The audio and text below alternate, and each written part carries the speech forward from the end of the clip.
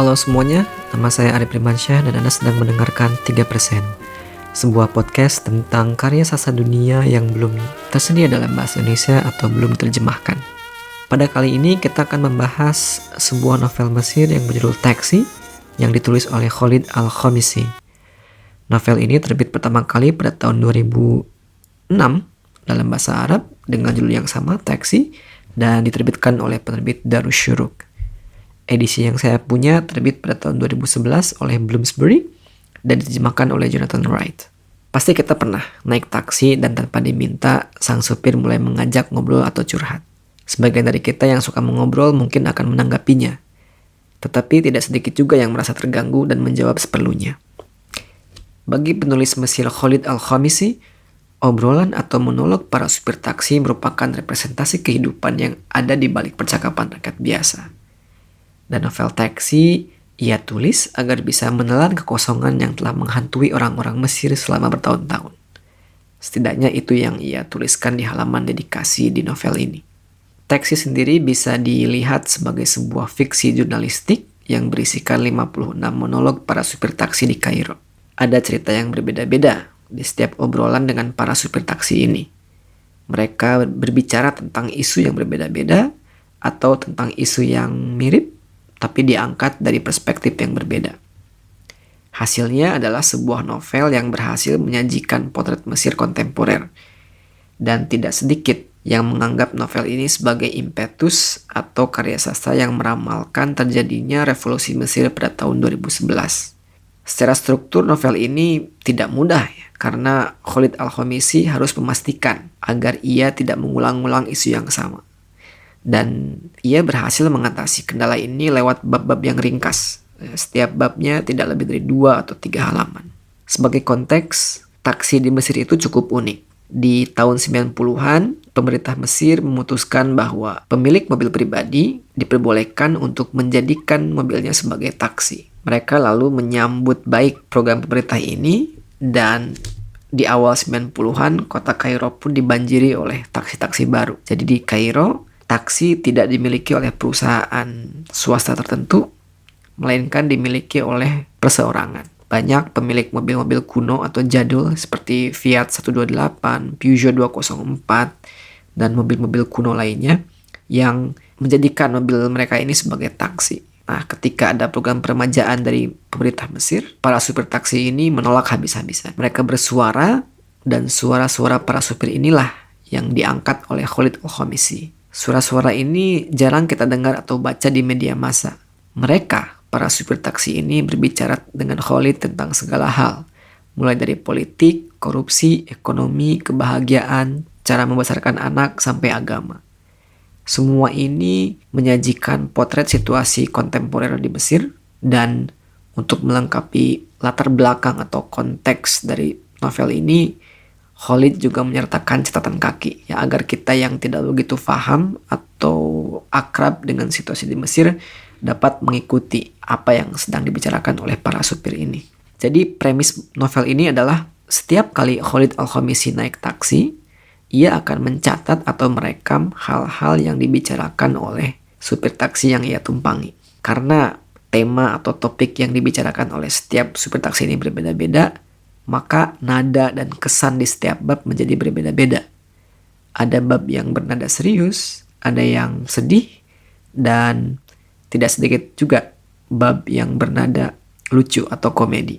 Mayoritas supir taksi di novel ini berkeluh kesah tentang rezim Husni Mubarak, yang meski dianggap tidak sepenuhnya otoriter, tetap dinilai gagal dalam melayani rakyat Mesir di semua aspek.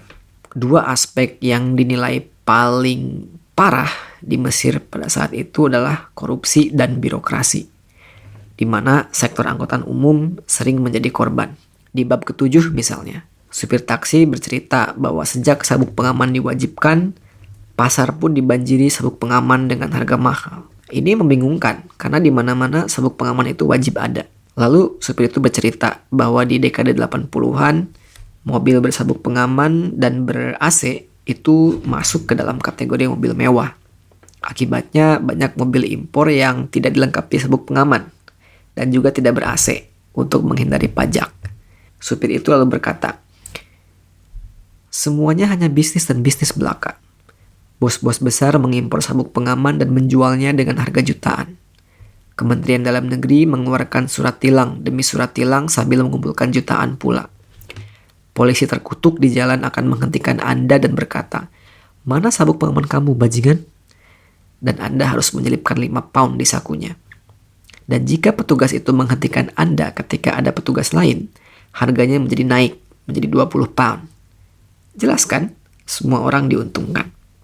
Dan satu lagi Tuan, saya yakin Tuan tahu bahwa sabuk pengaman itu tipu-tipu saja dari awal. Semua orang tahu sabuk pengaman itu hanya untuk dekorasi. Kita memasang sabuk pengaman hanya untuk formalitas. Pengemudi itu lalu mengangkat sabuk pengamannya untuk menunjukkan bahwa sabuk itu tidak diikat. Nah, jika petugas menghentikan Tuan, dia akan melihat sabuknya. Dan dia tahu betul bahwa itu hanya hiasan.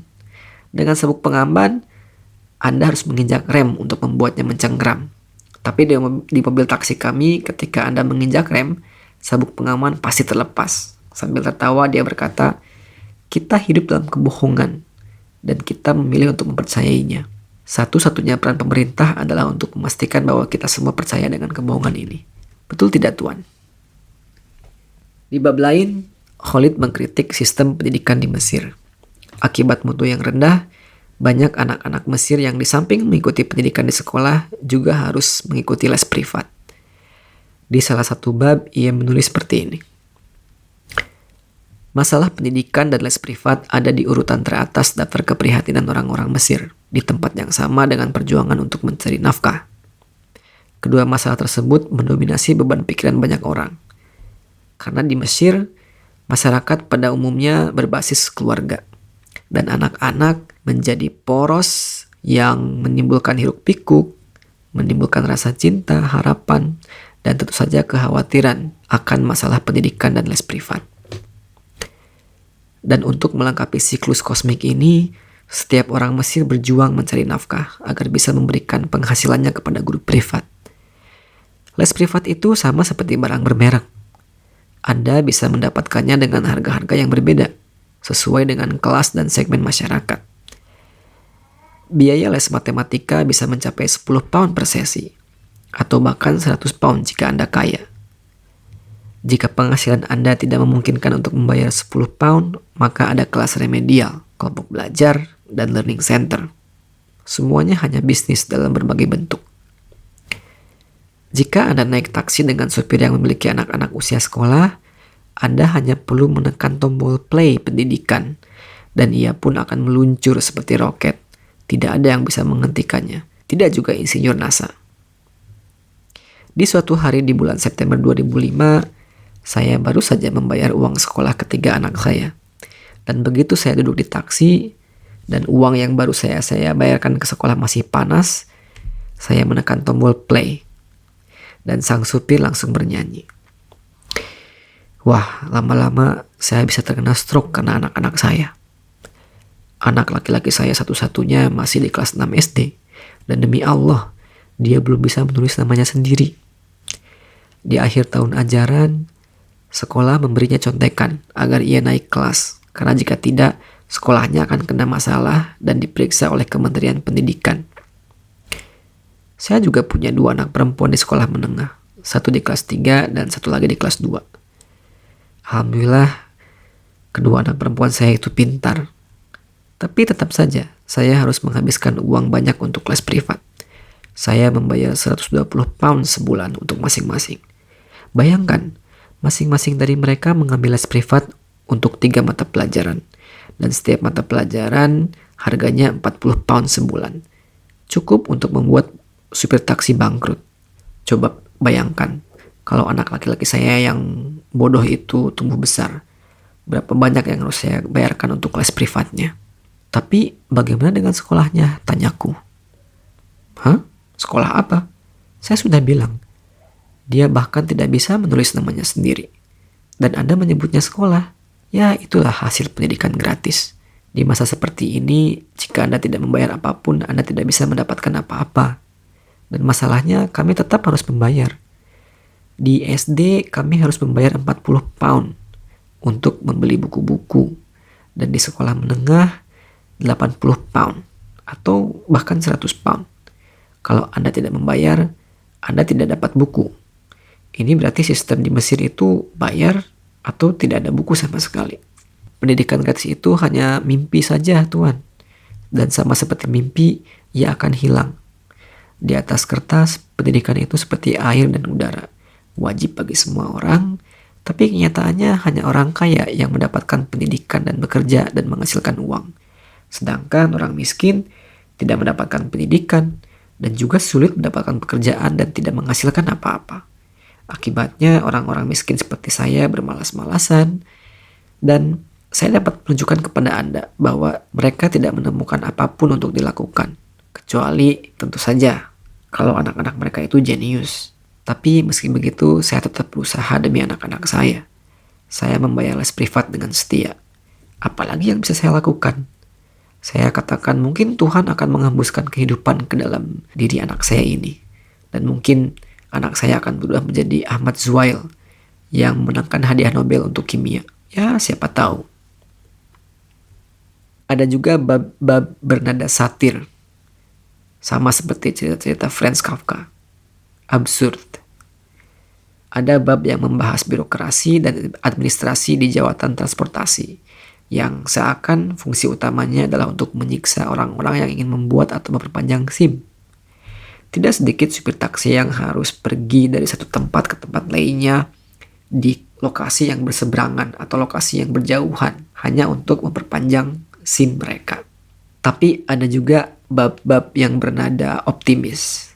Beberapa bab menampilkan supir yang meski terpaksa mencari nafkah sebagai supir taksi, mereka tidak melupakan aspek lain dari kehidupan mereka. Ada supir taksi yang dahulunya adalah seorang pelukis, dan setelah mengobrol dengan Khalid, dia memutuskan untuk kembali melukis. Ada juga supir taksi yang beraspirasi untuk menjadi seorang aktor, dan di sela-sela kesibukannya menarik taksi, dia ikut kelas acting. Bahkan ada juga supir taksi yang sepertinya dia adalah seorang sufi, karena dia bisa membicarakan tentang kehidupan dan membuat Khalid Al-Khamisi merenung. Meski mencoba bersikap netral dan mempersilahkan setiap supir untuk berbicara, ada saat-saat di mana Khalid Al-Khamisi tidak tahan untuk diam. Misalnya ketika seorang supir memutar kaset khutbah yang penuh dengan seruan jihad dan kebencian terhadap kaum non-muslim, Khalid pun cepat-cepat keluar. Khalid tahu bahwa secara keseluruhan buku ini menampilkan potret demokrasi semu yang muram. Tapi dia mencoba untuk tetap bersikap optimis. Di bab yang berjudul Made in Egypt atau buatan Mesir, ia menggunakan kemeja butut sebagai metafor untuk Mesir. Ia berkata, "Tahu kan kalau kita itu punya kemeja tua yang sudah lama butut, bau dan terlalu kecil? Kita berkelahi memakai baju itu, dan baju itu sekarang berlumuran darah. Padahal kita membeli baju itu di pasar loak dari penjahat pula yang sedang bersembunyi. Sekarang kita punya 3 pilihan dengan kemeja itu. Pertama, membakarnya agar baju itu musnah selamanya, lalu membeli baju baru. Pilihan kedua, merombaknya agar pas dengan kita dan mencoba menghilangkan noda darah dan bau apek. Atau ketiga, mencucinya dengan baik dan menyetrikanya sambil berkata pada diri kita, ini adalah cara yang paling mudah dan mungkin saja kita bisa menurunkan berat badan." Inilah yang terjadi sekarang dengan sistem politik setelah Hosni Mubarak pergi. Kita ingin membakar sistem lama karena sejujurnya bau busuknya sudah tidak tertahankan lagi. Pihak militer tampaknya ingin mencuci dan menyetrika kemeja busuk itu agar bagus kembali dan meminta kita memakainya lagi. Dan jika itu tidak berhasil, mereka berencana untuk menambalnya, sambil mendatangkan orang-orang baru untuk bertindak sebagai lengan baju. Dan jika kemeja butut itu sudah tidak berkancing, kita tetap harus mengenakannya. Namun, lewat mulut seorang supir taksi, Khalid berharap agar orang Mesir bisa membuat kemeja mereka sendiri. Kemeja atau demokrasi khas Mesir yang harum seperti melati, dijahit dari katun asli Mesir dengan warna air sungai Nil. Kemeja yang pas dipakai semua orang Mesir, baik kurus ataupun gemuk. Pada akhirnya, saya melihat Khalid berhasil merangkai monolog para supir ini menjadi sebuah cerita yang koheren. rasanya akan menarik ya untuk membandingkan novel ini dengan karya-karya novelis Mesir lain, yaitu Ala al-Aswani. Di ketiga novelnya yang berjudul Yacubian Building, Chicago, dan The Republic of False Truths, yang sayangnya semuanya belum diterjemahkan ke dalam bahasa Indonesia. Dan ini membuat saya penasaran dengan novel-novel lain dari Mesir. Karena kalau kita bicara tentang Mesir, kita harus bicara tentang Naguib Mahfouz ya. Seorang sastrawan yang pernah mendapatkan Nobel sastra. Pertanyaannya adalah apakah ada tema lain yang diangkat oleh para novelis ini selain korupsi? Kalau di novel Naguib Mahfouz ada banyak unsur nostalgia ya dengan Mesir di masa lalu. Tapi di novel Khalid Al-Khamisi dan Ala Al-Aswani, nuansa kebobrokan Mesir itu cukup kental ya, diangkat dengan jelas. Membaca novel-novel ini membuat saya bersyukur dengan situasi di Indonesia yang saya nilai sudah lebih baik dari Mesir dari segi korupsi dan birokrasi. Dan ini yang menjadi manfaat dari membaca karya sastra dari belahan dunia lain. Kita menjadi tahu dengan apa yang terjadi di belahan dunia lain, karena sastra juga bisa menjadi metode atau alat untuk mendapatkan informasi, wawasan tentang tempat-tempat yang belum pernah kita kunjungi. Seperti itu, akan kita lanjutkan di episode berikutnya. Tetap dukung podcast ini dengan cara berlangganan di Spotify dan Anchor. Sampai jumpa di episode berikutnya.